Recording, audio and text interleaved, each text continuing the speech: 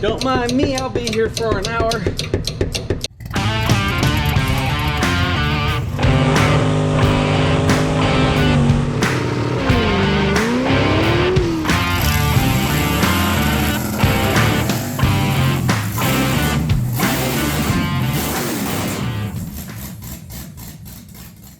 Welcome back to the channel. Today we're installing some axles.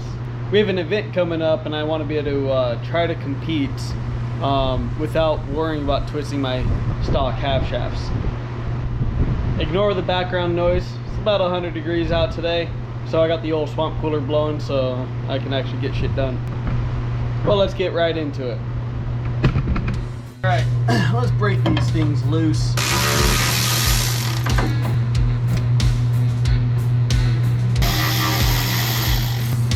Almost got the axle out.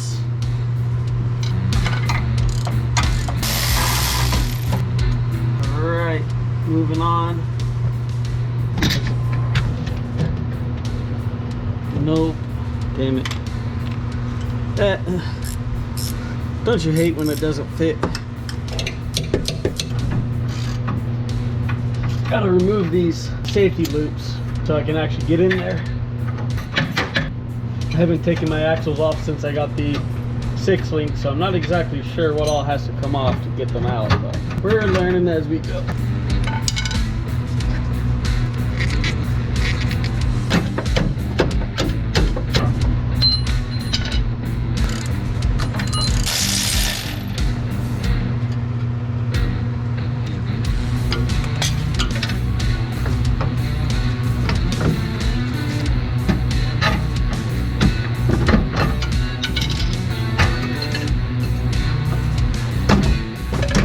Well, this is turning out to be a pain in the ass. Not sure how much shit I have to take off, but we're learning. This is pretty easy to take off, so we'll just take this off.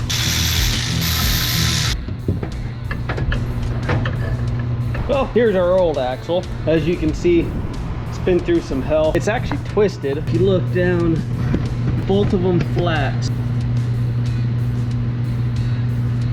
That's twisted. Does that equally on both sides. That's flat on, it's flat here, that's flat there. Flat here, flat there. As you can see, they have a good twist in them. Now, got a little side-by-side comparison here. Both scales are zeroed out. Old axles, new axles. So that one's running about 9 pounds, 10 pounds. This one's running about 13 pounds. That's not gonna be a problem. I'll just drain a quart of oil or a gallon of coolant out of the car and we won't be adding weight. Pro tip. Now comes the fun part. Installing the bigger axles. Let's get into it.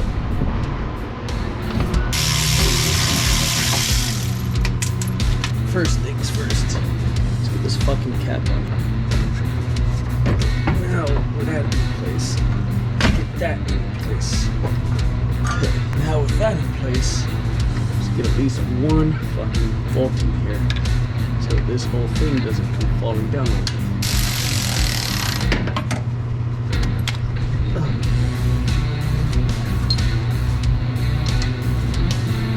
Oh, that looks nice.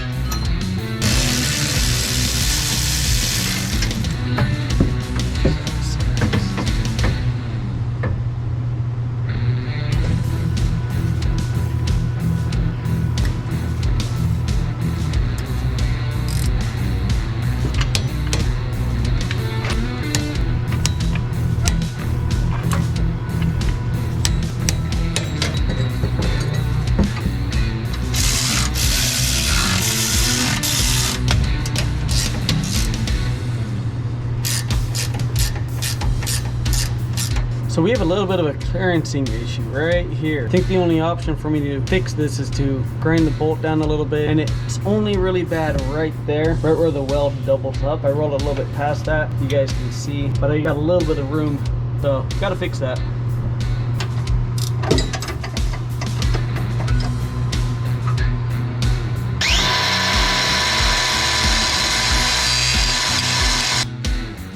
Call me a hack or call me inventive. Cut off about a 1/4 inch off the end of the upper control arm, and I turned this guy into a regular nut. We're gonna Loctite it instead of using a lock nut. I think this will give me my clearance I need. Cleaned up the threads, goes on nice and neat.